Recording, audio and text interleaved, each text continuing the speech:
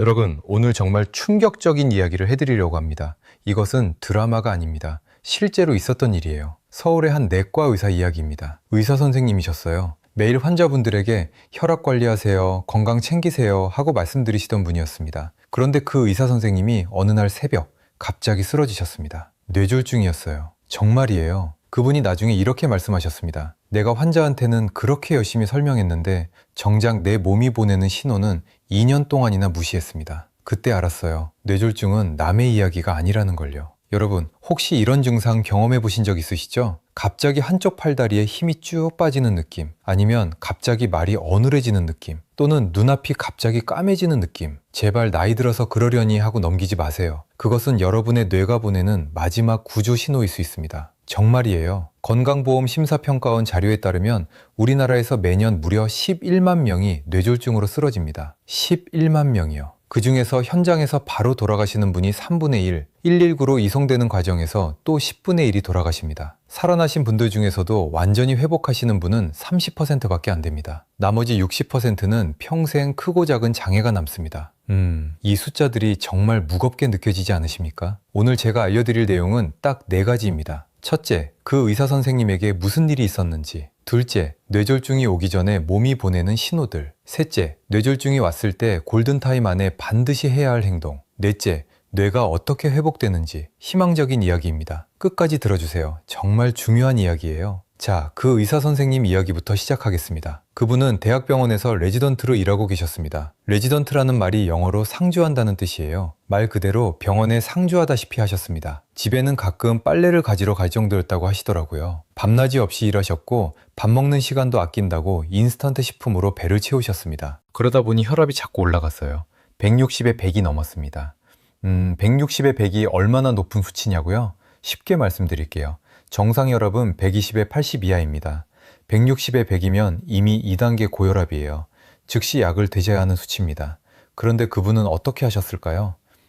괜찮겠지. 아직 젊은데 뭐. 이렇게 생각하셨대요. 본인도 나중에 정말 후회하셨다고 하시더라고요. 환자분들한테는 혈압약 빨리 드세요 라고 열심히 말씀드리셨는데 정작 본인은 방치하셨던 거죠. 그러던 어느 날이었습니다. 평소처럼 일을 마치고 퇴근하시던 중이었어요. 갑자기 머리가 깨질 듯이 아프기 시작했습니다. 태어나서 처음 겪어보는 통증이었다고 하세요. 여러분, 우리가 드라마에서 뇌졸중 장면을 보면 배우가 뒷목을 잡고 머리가 아프다 이러잖아요. 하지만 실제 뇌졸중의 통증은 그런 게 아닙니다. 정말이에요. 의학적으로 통증을 측정할 때 0점에서 10점으로 나눕니다. 팔다리가 잘리는 통증이 9점이에요. 그런데 뇌졸중의 통증은 10점 만점이라고 합니다.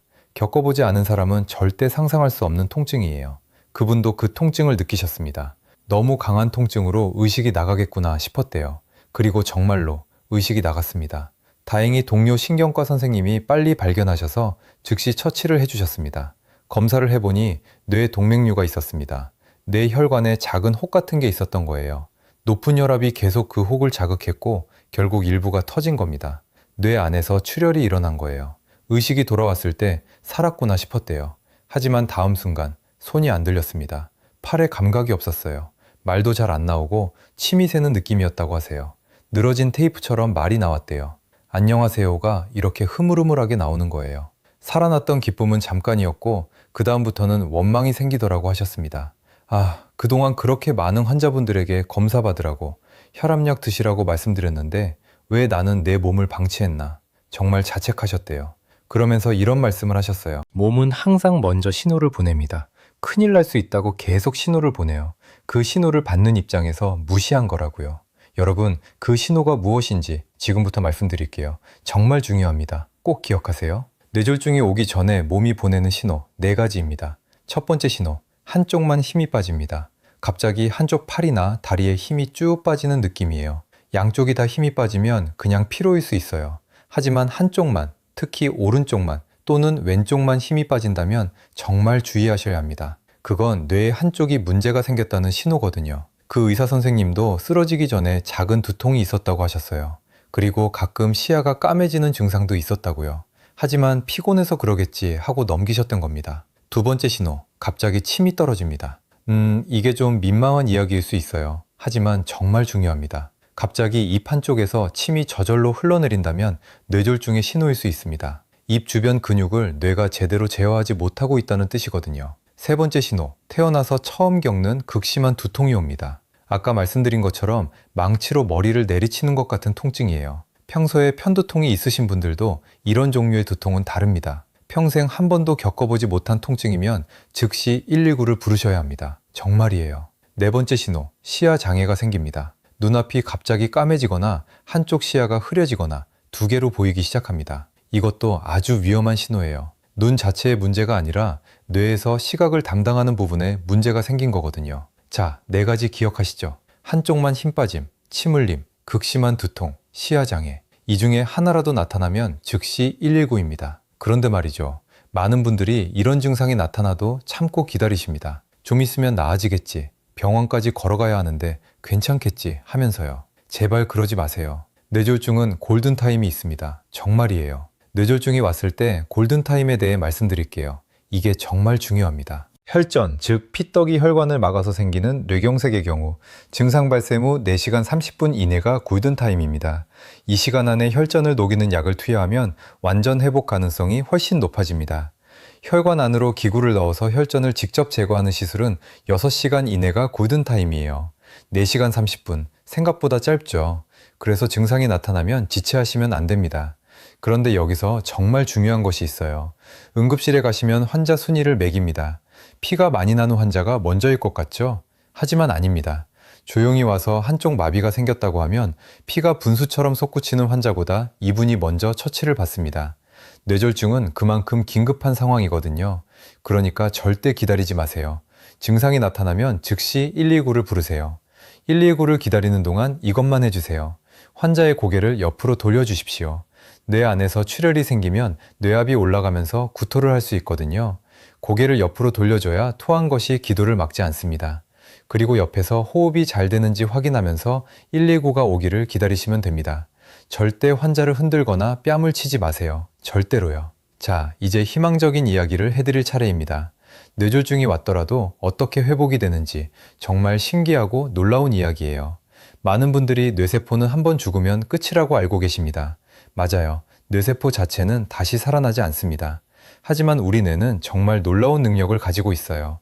이것을 신경가소성이라고 합니다. 쉽게 설명해 드릴게요.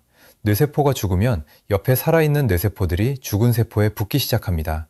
그리고 죽은 세포가 하던 일을 천천히 배우기 시작해요. 마치 아이가 처음 걷고 말하는 것을 배우는 것처럼요. 그래서 뇌졸중 후 재활은 아이가 처음부터 배우는 것과 똑같이 반복합니다. 걷는 것을 다시 배우고 말하는 것을 다시 배우고 이 재활에도 골든타임이 있어요. 3개월에서 6개월이 가장 회복이 빠른 시기입니다. 이 시기에 열심히 재활하시면 훨씬 더 좋은 결과를 얻을 수 있어요. 재활은 빠르면 빠를수록 좋습니다. 그 의사 선생님도 의식이 돌아온 후 정말 절망하셨대요. 손이 안 들리고 말이 제대로 안 나오니까요. 하지만 희망적인 신호가 하나 있었습니다. 발가락이 잘 움직였거든요. 발가락은 머리에서 가장 먼 곳이에요. 그만큼 뇌에서 신호 전달이 어려운 곳이죠. 그런데 발가락이 잘 움직인다는 건 뇌가 아직 발끝까지 신호를 잘 보내고 있다는 뜻입니다. 그만큼 회복 가능성이 높다는 신호예요. 그분은 포기하지 않으셨습니다. 3개월 동안 정말 열심히 재활하셨어요. 처음에는 손가락 하나 움직이는 것부터 시작하셨대요. 그 다음에는 숟가락 들기, 글씨 쓰기, 말하기 하나하나 다시 배우셨습니다. 그 결과 지금은 완전히 회복하셔서 다시 진료를 보고 계십니다. 손도 잘 움직이고 말씀도 또렷하게 하십니다. 그리고 매일 혈압 관리를 철저히 하고 계세요. 그분이 이런 말씀을 하셨어요. 이제 환자분들께 혈압약 드세요라고 말씀드릴 때 전과는 완전히 달라졌습니다. 예전에는 그냥 교과서에서 배운 대로 말씀드렸는데 지금은 제가 직접 겪어보고 말씀드리는 거니까요. 얼마나 무섭고 얼마나 힘든지 이제 진짜로 알거든요. 여러분, 이 이야기에서 우리가 배울 수 있는 것이 있습니다. 아무리 건강해 보여도, 아무리 바빠도 몸이 보내는 신호는 무시하면 안 됩니다. 그 의사 선생님은 의사였음에도 불구하고 2년 동안 신호를 무시하셨어요. 우리는 더 조심해야 합니다. 특히 60세가 넘으시면 고혈압, 당뇨, 고지혈증 관리가 정말 중요합니다. 이 세 가지가 뇌졸중의 가장 큰 원인이거든요. 약이 있으시면 꼭 드세요. 자식들에게 짐이 되지 않으려면 먼저 내 몸을 지켜야 합니다. 오늘 정말 중요한 내용이었습니다. 다시 한번 기억하세요. 뇌졸중의 4가지 신호, 한쪽 힘 빠짐, 침 흘림, 극심한 두통, 시야장애. 이 중 하나라도 나타나면 즉시 119, 기다리지 마세요. 119 기다리는 동안 고개 옆으로 돌려서 기도 확보. 그리고 살아났다면 3개월에서 6개월 골든타임 안에 재활을 최대한 열심히. 사랑하는 부모님, 가족분들과 함께 이 영상을 꼭 보세요. 오늘 이 영상 하나가 소중한 가족의 생명을 구할 수 있습니다. 정말이에요. 영상이 도움이 되셨다면 구독과 좋아요 버튼을 눌러주세요. 더 많은 분들께 이런 중요한 건강 정보를 전해드리겠습니다. 오늘도 건강하고 안전한 하루 보내십시오. 감사합니다.